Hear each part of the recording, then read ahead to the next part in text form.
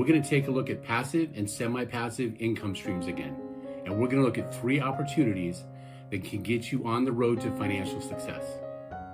We're going to talk about 3 different ways that you can become the bank. So you can start loaning out money and you can start collecting interest payments just like the bank does on your car loan and your credit cards. And just like the last video, you can start this within 15 minutes of this video ending. So let's get started right now. Okay, so now that we have that out of the way, let's move on. In the field of passive and semi-passive incomes, there's a very popular growing industry. It's peer-to-peer lending. Do you have some extra cash laying around? I'm not talking thousands and tens of thousands of dollars. I'm talking like $100. How would you like to put that $100 to work by being the bank for someone else? Well, peer-to-peer lending and peer-to-business lending on these platforms allows you to lend money to other people and to businesses and collect interest when they pay those back. This is also known as crowdfunding or micro-lending, where groups of people will get together, pool their money, and lend it to people or businesses. Now, with most of these crowdfunding sources, they're non-accredited investors, although you will find the occasional accredited investor in there simply because they're looking for more opportunities. Okay, now how does this work? So you'll have individuals or you'll have businesses. What they will do is they will set up a campaign or some sort of marketing and advertising scenario in which they'll be on one of these websites asking people or letting people know what they're doing, what they're going to do with the money, and how they're going to get paid back. Let's say they're on the individual or the business is on the platform. They have successfully completed the round of funding within a time frame, because sometimes those two are mutually together. You have to complete a certain amount within a certain time frame. Either one of those are missed, the whole thing stops. No money is sent out. When that's done, there is a reward or a payback schedule set up. Either you've invested in the company and you get stock, or they're going to tell you how they're going to pay you back over what time. So now you've decided you want to do some crowdfunding. The best thing to do is what you want to figure out is what type of crowdfunding do you want to do? You want something that aligns with your goals and your values. You also want something that's going to align with how you feel about what they're doing. So those values and those decisions and those goals, they're going to influence what websites you look at and what startups you're going to be looking at and possibly investing in. Okay, what we're going to do now is we're going to cover the fact that there are 3 different types of crowdsource funding in businesses. One is equity, one is rewards, and one is debt. In equity crowdfunding, the business gives up part ownership of the business, either in the form of stock or in the form of actual ownership. For startups and for people that are looking for growth and possible income streams, this is a fantastic way to go.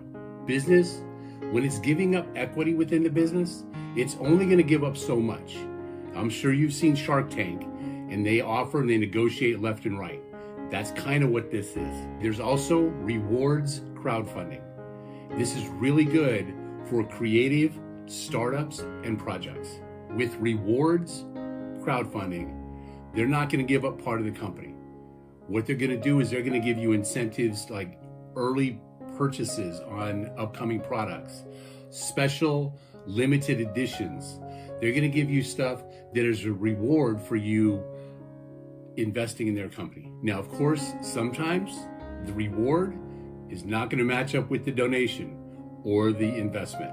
Keep that in mind. The beauty of rewards crowdfunding is that sometimes it has nothing to do with the money. You're probably not going to get your money back. What you're looking at is the joy and the happiness that you've brought to somebody else, that they've been able to start off something, they've been able to complete something, do an art project, something like that, that you get to see the rewards and the benefits knowing you were a part of it.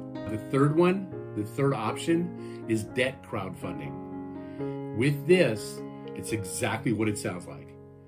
They're not going to give up any equity. They're not going to give any rewards. They're accepting it as a loan against future profits, and this now becomes a debt that the company accepts, and they're going to pay you back just as if you're the bank. So what they're going to do is they're going to treat this just like a loan, where they're going to pay you back the principal plus an interest over a certain length of time. So now, why would a startup company, why would a company that's just getting off the ground want to come to a crowdsource funding? It's really simple. They're a startup. They don't have a history of any kind. They don't have a track record. It's easier, it's simpler to get the funding from a group of people that will possibly believe in what they're doing, or at least give them a chance. This is why you have varying degrees of investments you can give. And just like anything else, it's a risk. Never put in more than you can afford to lose. In the event all you can put in is $10, $15, $20, that's all you put in, no more. This becomes a great way to diversify your portfolio in small increments. And as they grow, as they get paid off, you just keep reinvesting it, and it's going to get bigger and bigger. U.S. News on July 23rd, 2023 said when you're going to be doing crowdfunding, peer-to-peer investing, you always want to ask these 5 questions. How does the lending platform protect borrowers and lenders? Which is a very good question. Number 2, are there penalties, unclear policies, or fees for loan transactions? Number 3, what are the interest rates for the borrowers? Number 4, will this investment have a positive impact on the borrower? Number 5, will it achieve the goals of both the lender and the borrower? I'm going to now show you 3 different companies, and this is just a small sampling when all you do is go to Google, type in peer-to-peer funding, and you're going to get a lot of companies that'll pop up. What I'm going to do now is I'm going to give you 3 different companies. All 3 of them will loan to both individuals and to businesses. 2 of them are for non-accredited investors. 1 of them is for accredited investors. Now, Kiva was started in 2005, and it's a non-profit organization. The first company is called Kiva, K-I-V-A, and the website is kiva.org. What this company does, you can loan as little as $5 all the way into the hundreds of thousands.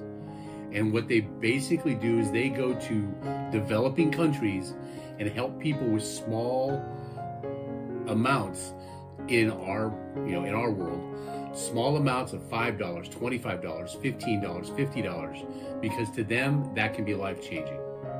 They can buy food that they can resell, they can buy cattle, they can buy cows for their farm, they can buy farm equipment.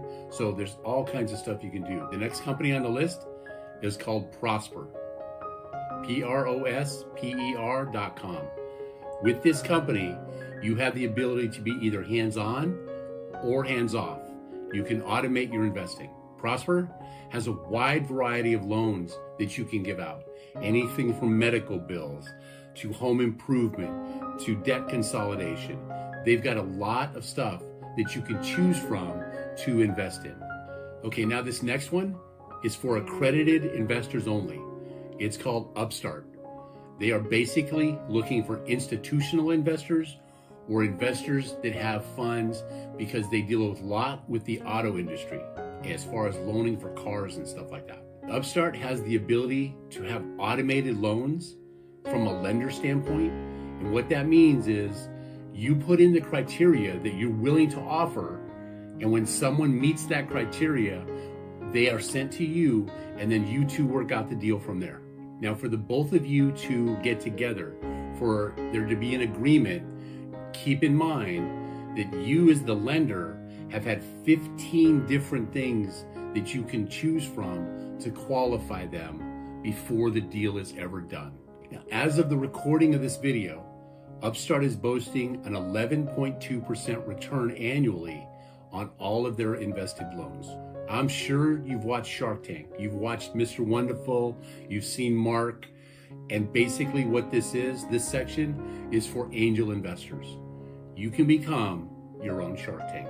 Now, keep in mind, sometimes this is for accredited investors only. Other times, they don't need a whole lot of money, so anybody can do it. The best thing you can look at is everything that comes across your desk. Always keep that in mind. You want to look at everything, like we talked about in the first video. Anything that comes across your desk, you want to look at it. And you always say, are you an accredited investor? Yes, I am. Now I'm going to give you 4 websites. I got them all by going to Google, typing in websites for angel investors. Like 15 websites came up. I'm going to give you 4 of them now that you can go look at, and just to start getting an idea of what this is all talking about. And yes, I'm going to read them off the screen. One is Angel List, not Angie's List, Angel List. ANGELLIST.com. The second one is Seed Invest, SEEDINVEST.com. This one I really know well because I've actually invested through this one. I picked up 250 shares of a company called Monogram. About 3 years ago, they've gone public now. And what they do is they do knee replacements and shoulder replacements with robotics. I picked up the stocks really cheap, and I'm just kind of watching it now to find out what happens. The next one on the list is called Angel Investment Network. Yeah, 3 different words, angelinvestmentnetwork.com. The last one is called Funders, FUNDERS Club, fundersclub.com. Now, this website is for accredited investors only because they're looking for lots of money. They invest in the top 2 to 3% of everything that they can find.